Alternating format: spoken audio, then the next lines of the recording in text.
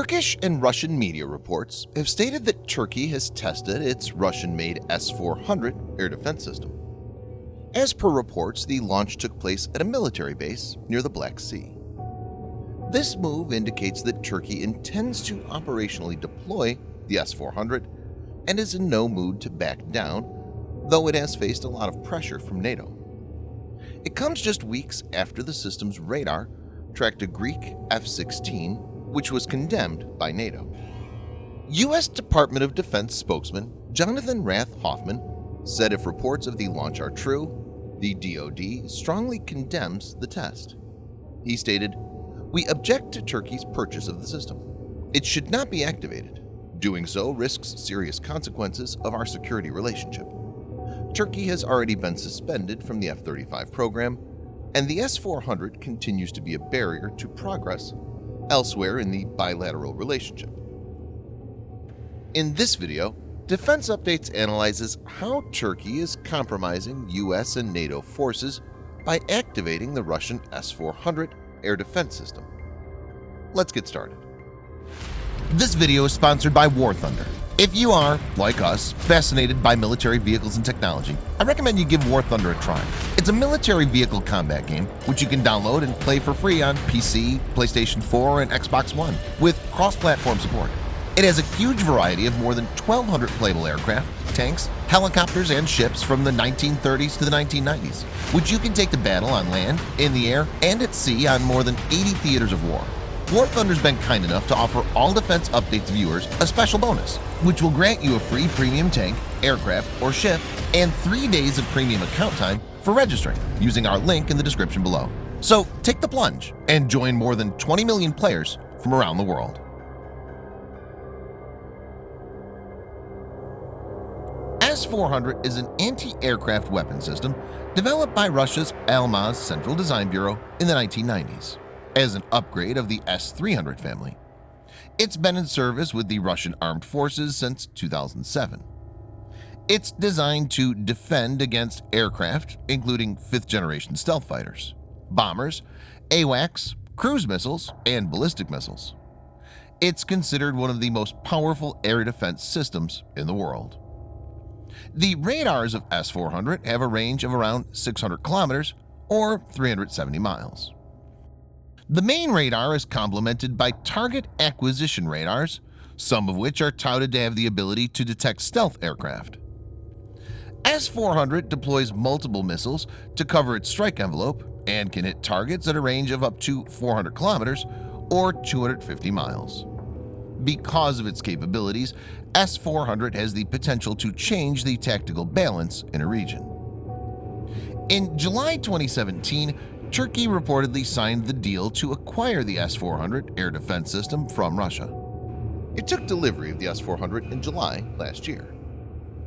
As per reports, Russia and Turkey are in the final stage of negotiation on more S-400 batteries. Turkey has insisted that since it currently has the Cold War-era surface-to-air missile system, it requires an upgrade and S-400 fits in perfectly. It's to be noted that Turkey had repeatedly asked for the Patriot air defense system from the U.S., but was rejected by the Obama administration. The Patriot PAC-3 is being offered to it now, but Turkey's no longer interested in it.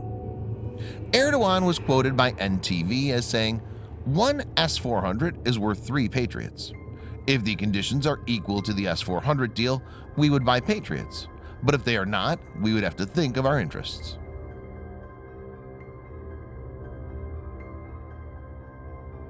There are 3 main reasons for the opposition of S-400. 1. NATO as an organization likes to have interoperability, so the Russian system will be out of place and reduce tactical flexibility. 2. When Turkey operates the jets in the airspace, which is monitored by S-400, S-400 will be able to gather technical data such as radar signature of F-35s. This could potentially pass on to Russian hands and could undercut the main advantage of F-35s, that's stealth. 3. S-400 could be hooked to Turkish air defense as part of an integrated air defense setup.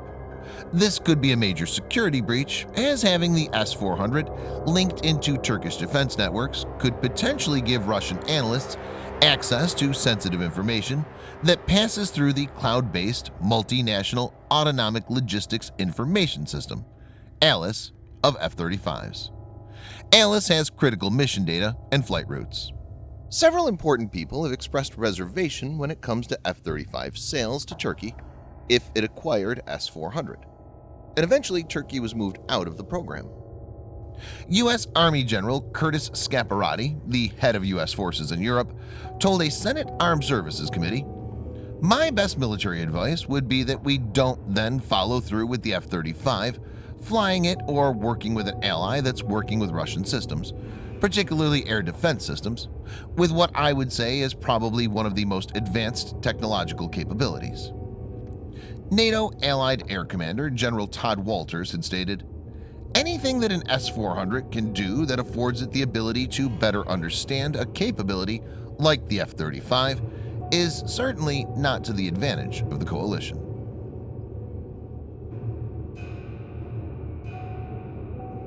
Turkey has indicated that it wants to get advanced fighter jets, Sukhoi Su-35 and Su-57 from Russia after it was expelled from the F-35 program.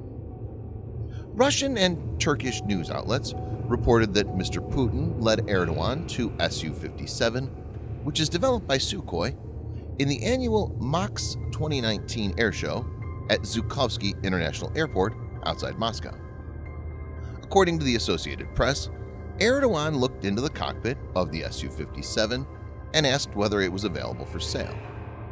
Mr. Putin is said to have smiled and said, "Yes, you can buy it." Turkey's Hurriyet newspaper reported that Erdogan and Putin also had a private conversation for over an hour. This move could further jeopardize the relation between Turkey and NATO. Su-57 is seen as the Russian answer to F-35, and it's its most sophisticated aircraft.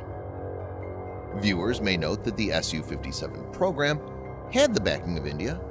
India was looking for a customized variant of Su-57 for its Air Force and had put in significant funding. India wanted to acquire around 150 jets. But in April 2018, India pulled out of the project. The main reasons were engine issues and unconvincing stealth characteristics.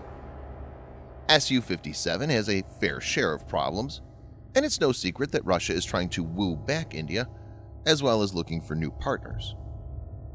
On May 15th, Mr. Putin revealed that a procurement plan is being laid out for acquiring 76 Su-57 for the Russian Air Force, and it's expected that these will be deployed by 2028.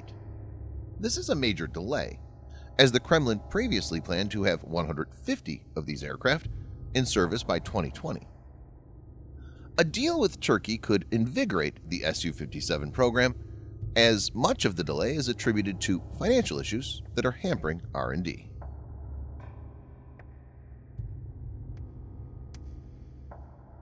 S-400 has not been used in the battlefield to take out a target till now, but it's still proving to be a major headache for the US and NATO.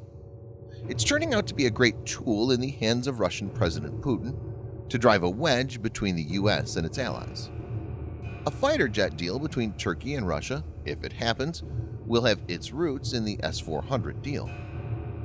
On the 5th of October 2018, during India-Russia bilateral annual summit held in New Delhi, Indian Prime Minister Narendra Modi and Russian President Vladimir Putin finalized the deal of S-400. India will get 5 regiments of S-400, and the contract is worth $5.5 billion. The delivery is expected to start in the next year. Just like Turkey, sanctions against India will be very detrimental for Indo-US relations. It remains to be seen how the US and NATO handle the situation. Thanks for watching. Subscribe for more videos like this. Hit the like button if you find the video interesting, and kindly provide your feedback in the comment section. This will help us improve.